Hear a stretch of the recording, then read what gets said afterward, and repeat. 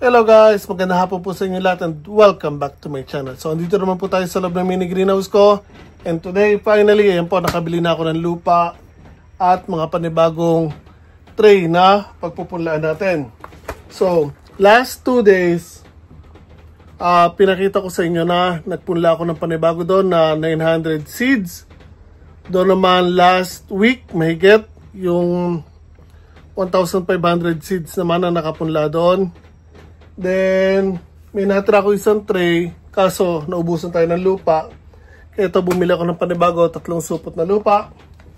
Tapos, bumili pa ako ng 5 bagong tray. So, all in all, mayroon tayong 6 na bagong tray, 3 lupa, plus 4,200 na seeds ng sibuyas. So, today, ipupunla natin yan. Samahan niyo ako.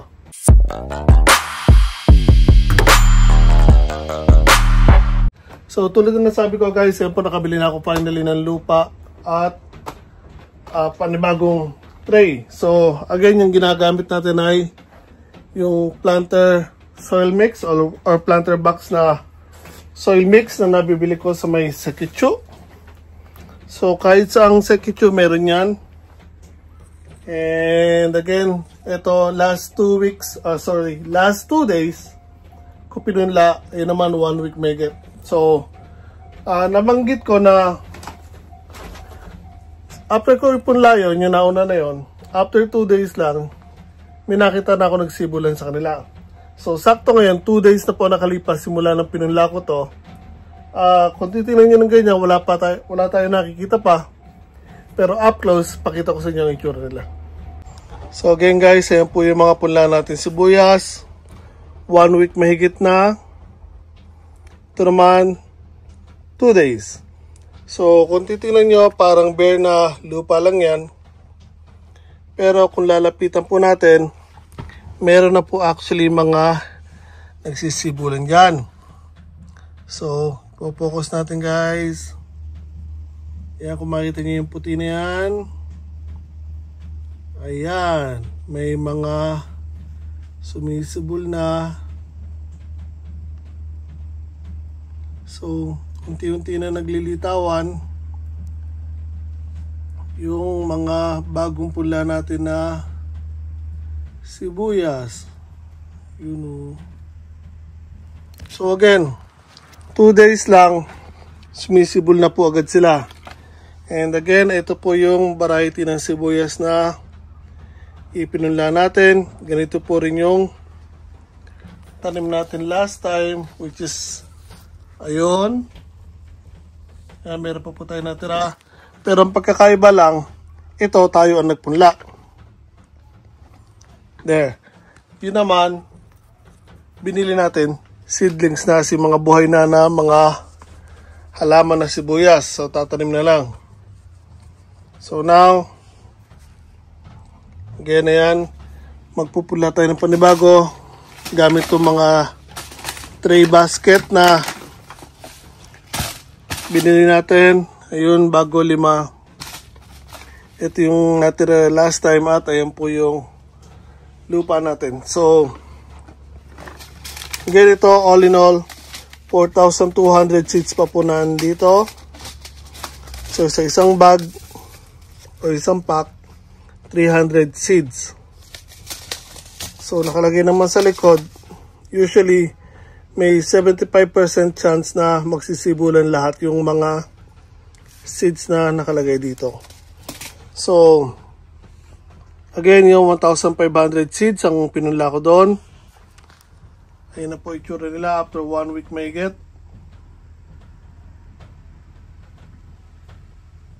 So, papalakihin pa po natin yung mga yan bago natin itanim.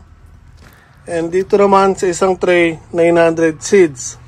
Ito 900 din. So all in all 1,800 yan.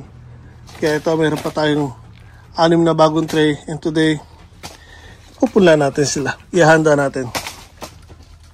So gusto ko sila isalansan sana dito ng padaretso. Kaya nga lang itong jujube hindi na natin pwedeng mayusod for now.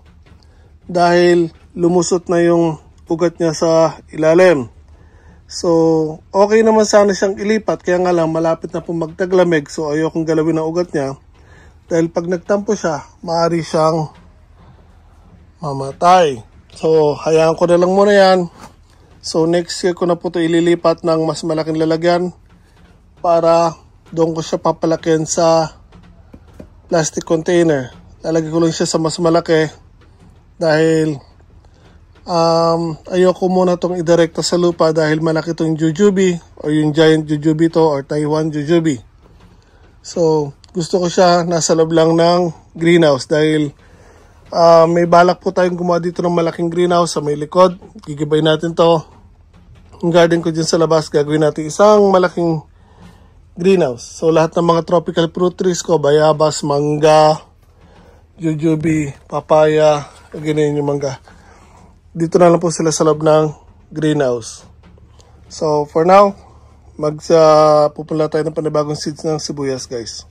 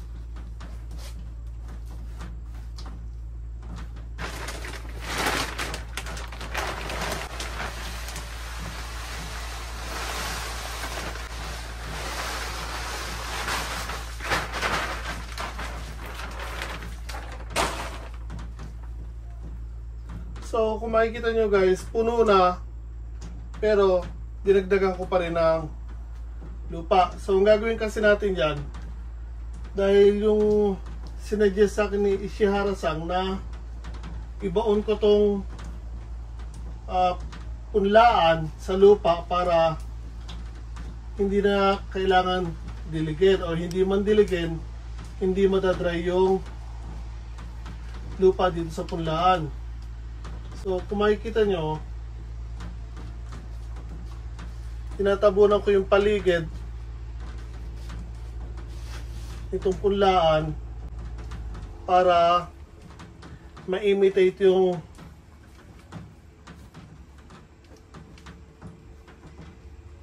nakalubog yung punlaan. So, this way, ma-avoid natin na madry yung lupa, mapapanatili natin moist siya. So, yung mga seeds na ipupula natin ay patuloy pong lalaki ng maayos.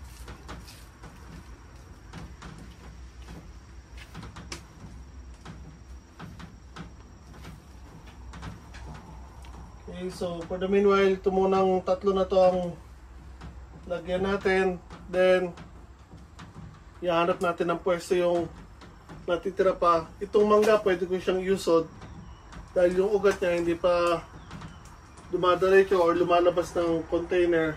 Pero ito again, lumusot na yung ugat kaya iniwasan kong galawin ito. Dahil once na magtampo yan, palamig na po ng palamig now dito sa Japan.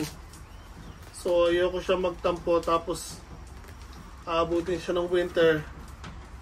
Iwasan natin na mamatay po ito. So now maglalagay muna tayo ng seeds. So again, sa isang tray, 3 pack ng seeds ang nilalagay ko. So sa isang pakete or pack, 300 seeds po ang nakalagay dito guys. So 900 seeds po ang ilalagay natin sa isang tray. I know siksikan sila, pero okay lang dahil hindi naman natin sila palalakihin dyan. Kailangan lang natin ay sumibol sila dyan. Tapos ililipat natin pag mga ready na po yung size nila o yung laki nila. Lilipat na po natin yan sa garden dun sa bundok.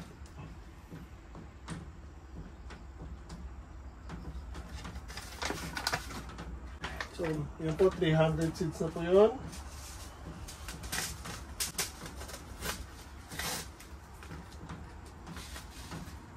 So, here comes another 300 seeds.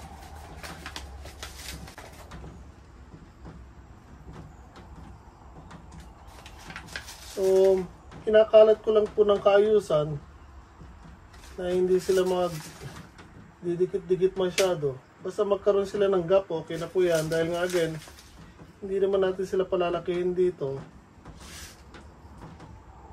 Kailangan lang natin silang sumibol. Then, kapag mga at least ganito na silang kalaki, doon natin sila ililipat sa garden natin sa bundok. So, ito another 300.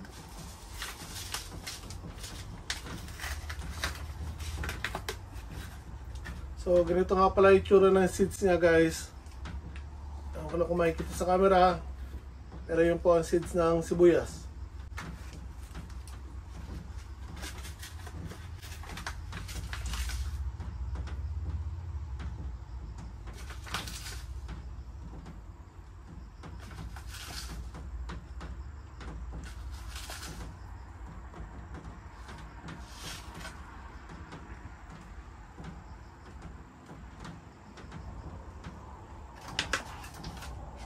So, 900 na po nakalagay dyan. Dito naman tayo sa susunod. So, binabawasan ko lang ng konti pa yung lupa dito sa tray. Kasi, after natin ilagay yung mga seeds, actually, dadagdagan pa natin ng konting lupa ulit yan. Kasi kailangan natin tabunan yung mga seeds para hindi sila kainin ng langgam.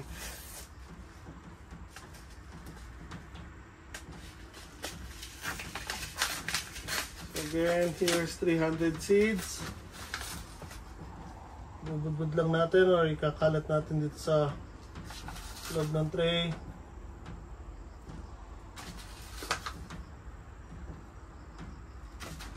So kahit actually may tumalsik yan, ba doon sa labas, okay lang. Once na sumibol sila, makikita naman natin.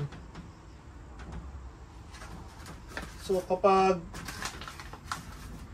dinala na natin to para itanim doon sa bundok, kukunin din natin sila. So dito actually sa may dulo, yung unang pula ko, merong ilang seeds na sumibol sa labas. Kasi nung binubudbud ko, sumatalsik. So again, another 300 seeds.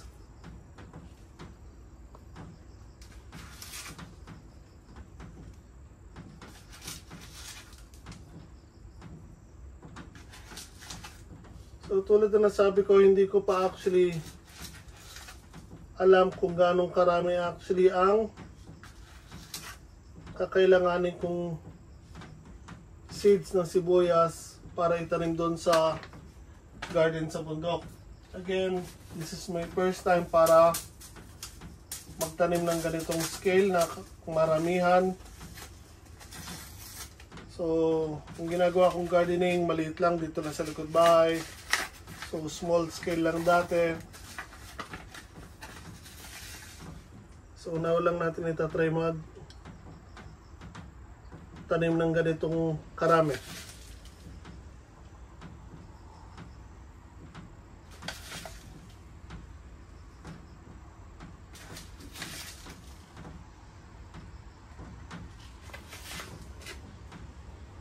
So, batay sa nasabi sa akin ni Shihara-san, usually nasa 7 months inaabot ang sibuyas.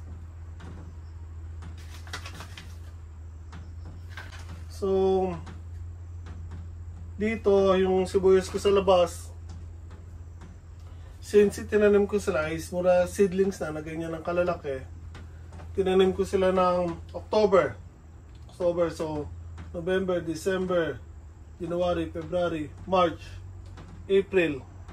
So hinarvest ko sila ng April. So inabot ng 6 months. Pero again, malalaki na sila ng tinanim ko.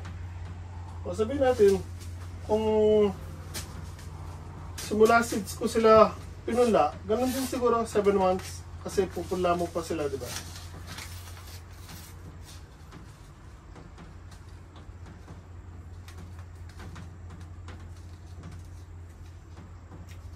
May isang buto na nakaipit. So 7 buwan po inaabot ang sibuyas.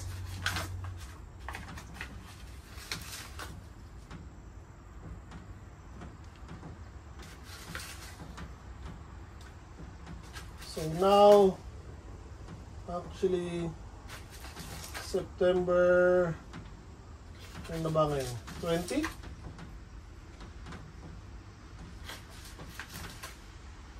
So next month ko pa rin ito may tatanim doon sa bundok. Hopefully.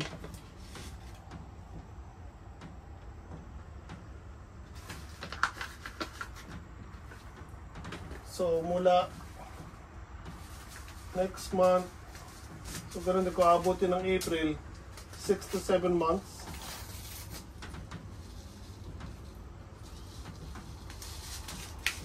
So pag nangyari yon, hindi ko sure kung makakapagtanim ako ng or makakapagsunod ako ng sibuyas. So kung hindi ako makakapagsunod ng sibuyas, patatas, hindi sibuyas. Sibuyas na nga pala itong tatanim natin ngayon. So kung hindi ako makakapagsunod ng patatas dahil alanganin, hopefully kasi gusto ko March ako magtanim ng sibuyas. Kung kasi tamang buwan talaga sa pagtatanim. Para by the time na magtag-ulan, harvest ka na. Ang kalaban kasi natin sa patatas ay ulan. Pag inabot ng tag-ulan, hindi pa sila totally malalaki, maliliit pa yung mga patatas nyo, magsisibulan na po. So yun ang iniiwasan natin.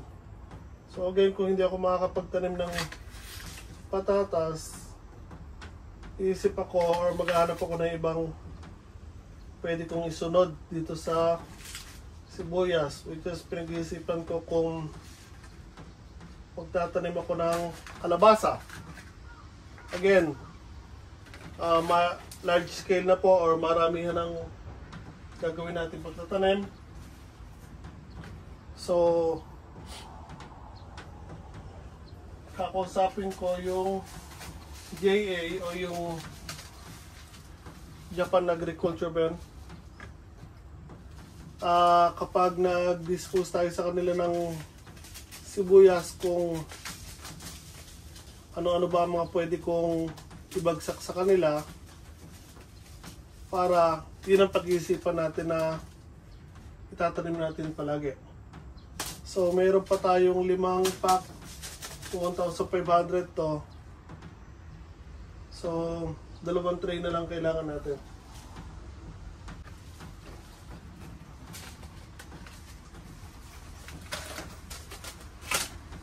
So kulang pa actually ako ng isang pack para makumpleto yung 300 sa isang tray. So saan ba kita lalagay? Pwede ko ilagay yung isa dito.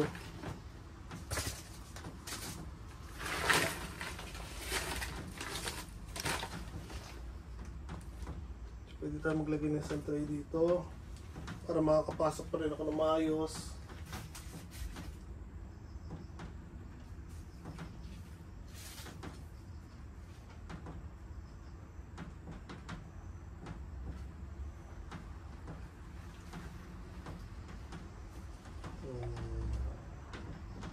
So yung isa dito na lang.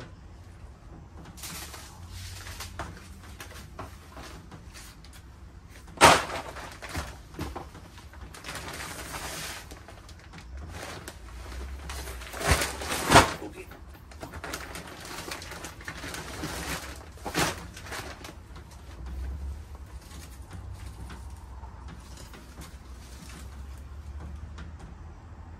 Ngayon ito yung sampalok ko na namatay dahil sa sobrang lamig.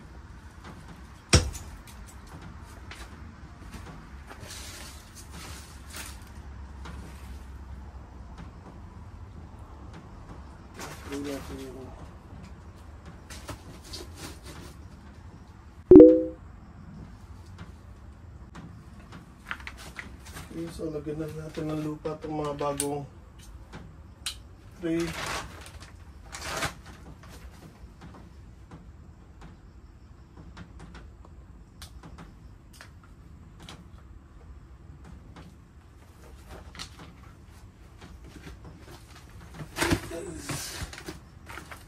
Isip ko. Bigitin ko na lang yung dalawa dito. So, kailangan natin i-adjust ang mga halaman ko.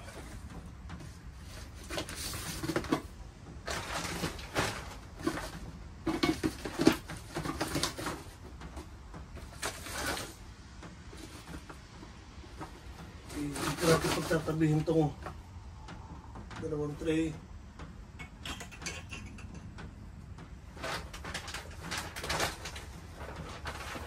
Pero bago natin gawin yon, ito muna natin ng lupa itong tatlong nauna natin pinunlaan. Kaya konti lang guys. Huwag masyadong kakapalan yung tabon sa seeds.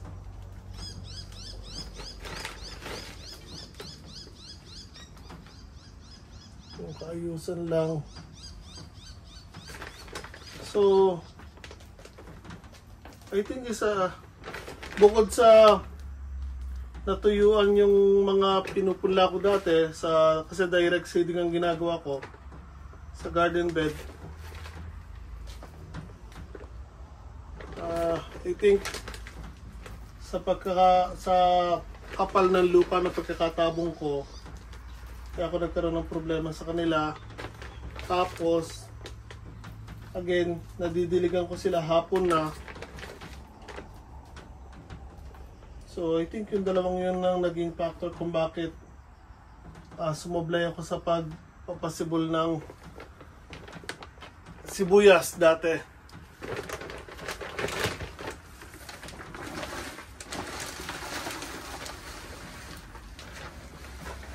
So, now, maraming salamat kay Ishihara-san.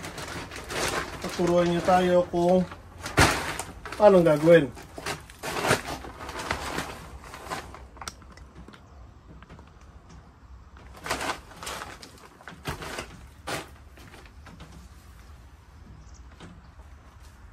So dahil sa advice na binigay sa atin ni Ishihara-san, ngayon meron na tayong idea kung paano ang magandang paraan or way para magpasibol ng seeds ng sibuyas.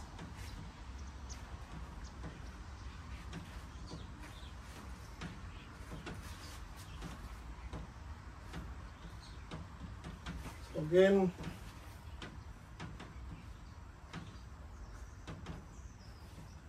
yan, tinatabunan natin yung gilid ng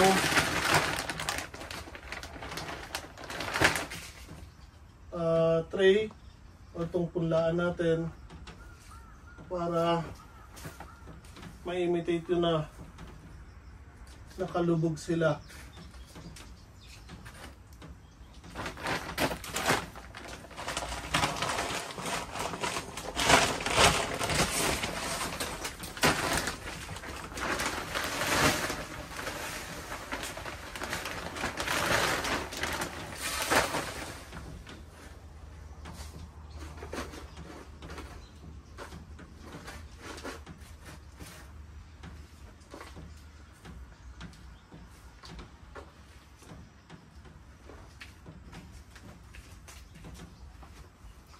Again, this way, maiiwasan natin na madry yung lupa dito sa planter natin o sa punlaan.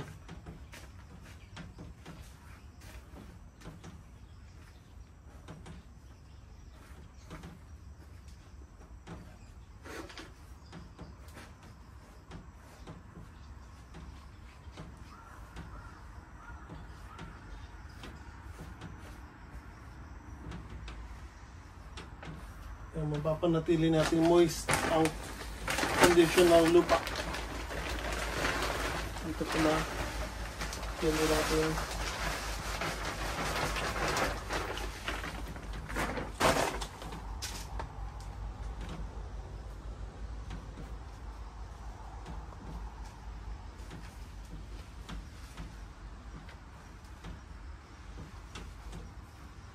Okay, pula na tayo ulit.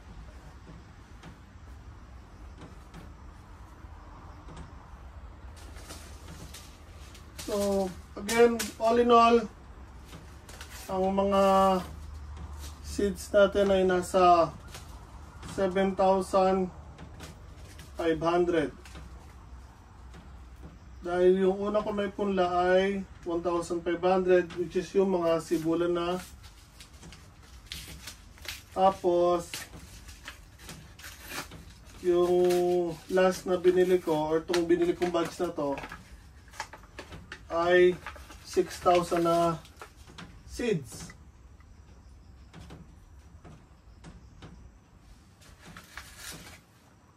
So nasa 7,500 po lahat ang seeds natin. So kung gaano karami ang sisibol sa kanila, hindi pa po natin alam. Hopefully, at least 98% sana sa mga seeds natin ay magsibulan. So kung kukulangin pa to, dahil nga again maluwag yung garden dun sa bundok, so magpapahabol na lang tayo ng panibagong seeds. So meron pa nga pala tayo kay Ishihara-san na makukuha kasi sabi niya ipagpupunla niya ako ng sibuyas. So bukod dito sa 7,500 na nandito sa bahay na pinula ko, hindi ko alam kung gaano karami yung ipupunla ni Ishihara-san. Pero again, meron siyang mga ipupunla rin na sibuyas para sa atin. So sabi ko, babayaran ko na lang kung magkano yung aabutin ng mga sibuyas na pinunla niya.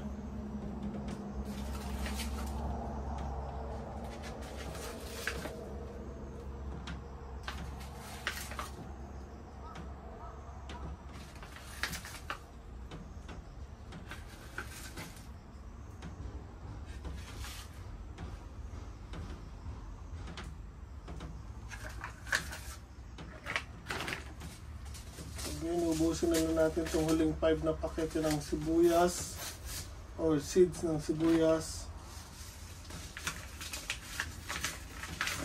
So tatry ko nga rin pala na maghabol ng sibuyas na pula. Gusto ko rin makapag tanim ng sibuyas na pula, guys. Dito actually mas mahal ang sibuyas na pula. So isang plastic ng brown na sibuyas, halos laman ng 3 to 4 na sibuyas, halos pumapatak lang sa presyo ng isang sibuyas na pula.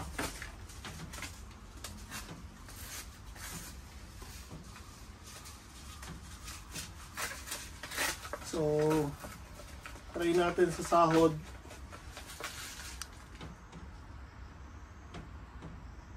Bili ulit ako ng mga buto ng sibuyas na pula, guys. At magpupula rin tayo.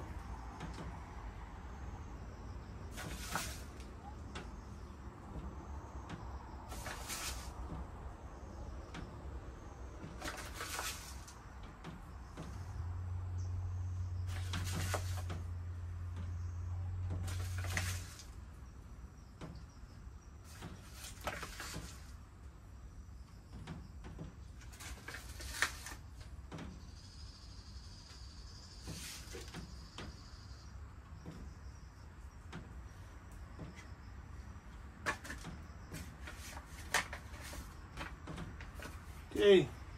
So yun na po na, guys. Lahat nakapula na.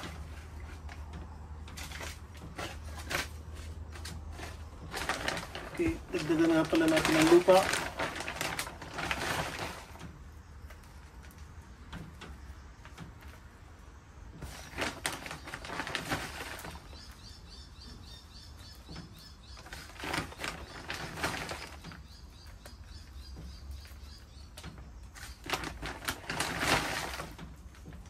So meron pa ako natira na isang supot ng lupa or soil mix, dahil tatlo yung binili natin. So magagamit pa naman natin yan, dahil nga again mapapahabol pa naman ulit tayo ng seeds ng sibuyas na pula. Pero I think gamitin ko muna sila o itong isang bag na to para ilagay sa plastic container itong dalawa kong acerola cherry. So ito, guys, meron po ako ditong acerola cherry. Ayan. So last year ko pa ito nabili. Hanggang ngayon hindi ko pa rin naililipat ng lalagyan. Sa Joyful Honda ko nabili dati yan. So, hindi ako nagkaroon ng time. Uy, guys, may bulaklak na tong acerola cherry ko.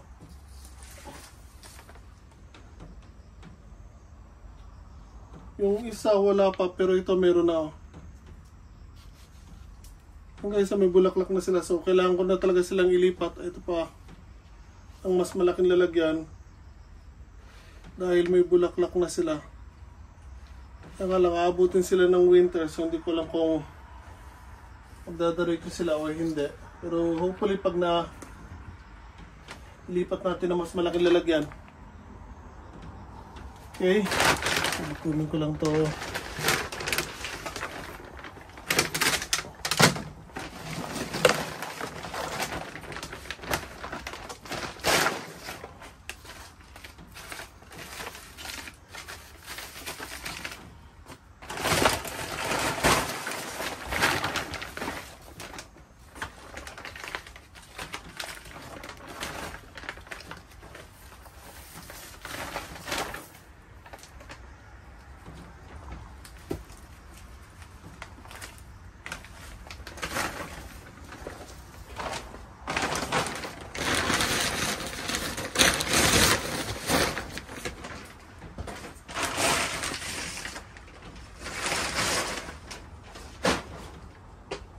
Okay, so dilagyan naman natin ngayon yung mga pinunla natin seeds.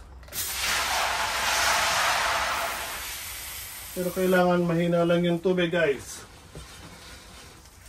Para yung mga seeds natin ay hindi naman madala or maglabasan sa plastic box na ginamit natin or tray. So lalawain lang natin ang dilig, guys.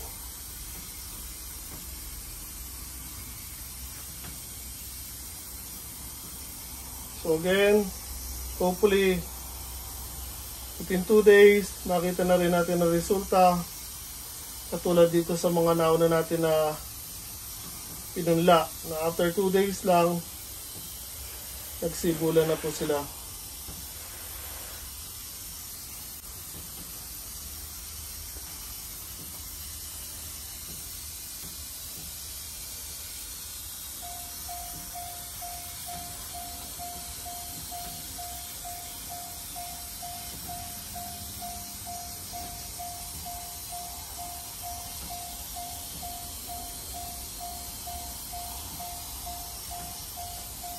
So, diligin ko na rin itong mga nauna natin pinagla. Although, basa pa rin yung lupa nila kasi yung panahon ngayong araw na to, medyo gloomy, may ambon. Tapos kahapon, maghapon na umulan. Kaya yan, basa pa rin yung mga lupa nila.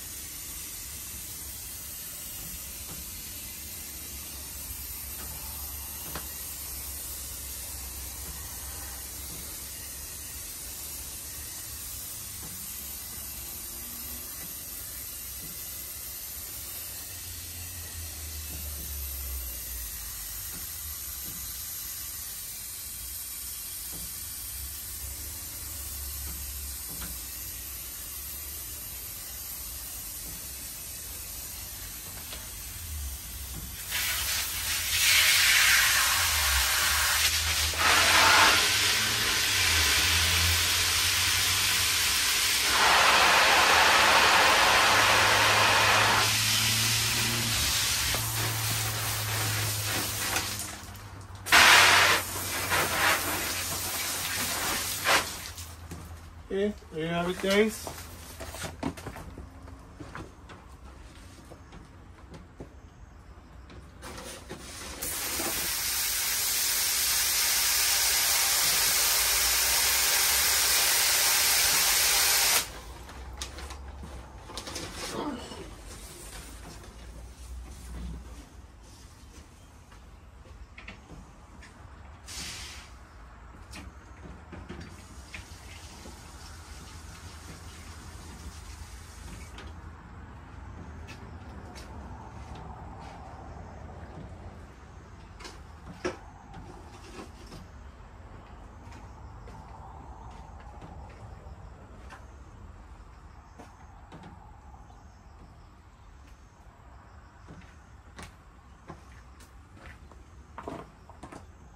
Oh, so there you have it, guys, again. Ayan po.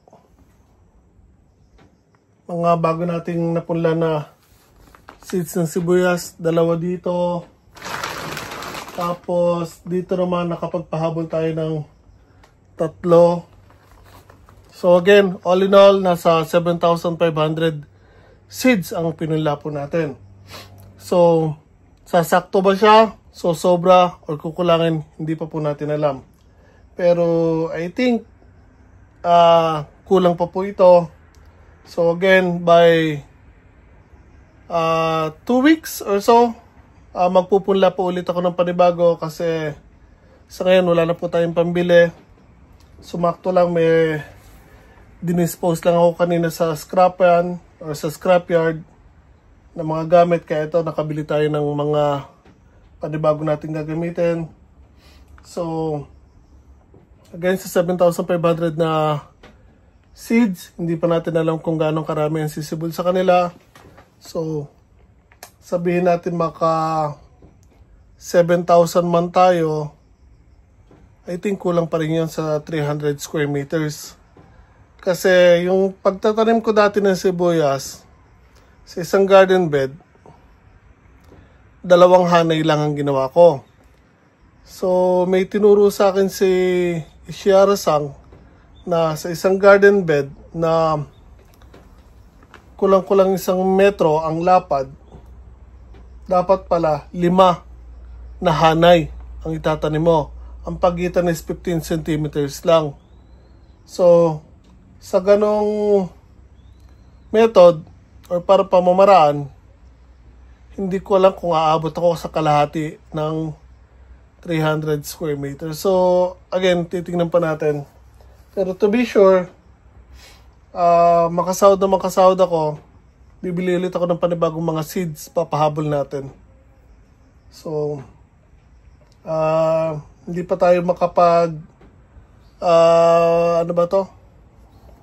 decision talaga na ganitong karami or ganong karami ang kakailangan natin dahil again, first time pa lang natin magtatanim ng ganong scale ng marami na sibuyas or so ano pa mang itatanim natin. So again, learning experience pa rin tayo. So hopefully umayos po lahat ng pinaplano natin, itatanim natin, and in the coming years sana mas maging maayos na tayo or maging stable na ang ginagawa natin sa pagtatanim at pati yung mga ginaayos natin doon sa may bundok, sa farm or sa property. So again guys, hindi pa rin po sa akin yung property na yun, sa kaibigan ko pa rin hapon yun. In time, malalaman kung hulugan ko siya or papahulugan niya sa akin or hindi. Kasi ang usapan talaga doon, bebenta niya sa akin yon. Kaya alam, meron kasi mga nangyari na problema, nagkaroon kami ng conflict. So, malalaman. So for now, ginagamit ko siya para magtanim tayo. So wala pa kami pinag-uusapan ulit kung paano mangyayari sa future ng farm, kaya medyo nag-aalanganin din ako. So basta i-update ko na lang sa inyo kung ano mangyayari doon sa farm. Pero hopefully again, sana makuha natin yan. So dahil hindi ko na masyadong papabahin to guys. So again, yan po, nakapagpunla na po tayo ng seeds ng sibuyas. Again, yung nasa una na yun, may sibol na 1,500 na seeds. Tapos yung sumunod na 2 tray is a 1,800. Then yung remaining, andito po, naipula ko na po ngayon. So all in all, 7,500 seeds ng sibuyas na po na ipula natin. So sana po nagustuhan niyo po ang simple binagay ko sa inyo guys. And again, i-update ko and again, patuloy ko kayong i-update sa mga nangyayari dito sa mga pinula natin hanggang sa pagtatanim and pag-harvest next year. So sana po nagustuhan niyo po ang simple binagay ko sa inyo. Kung magagawa niyo naman po, pakilike naman po sana ang video nito, share sa mga kaibigan niyo, and subscribe na rin po sa channel ko. Laking tulong po yun para sa akin. Ingat po tayo lahat palagi.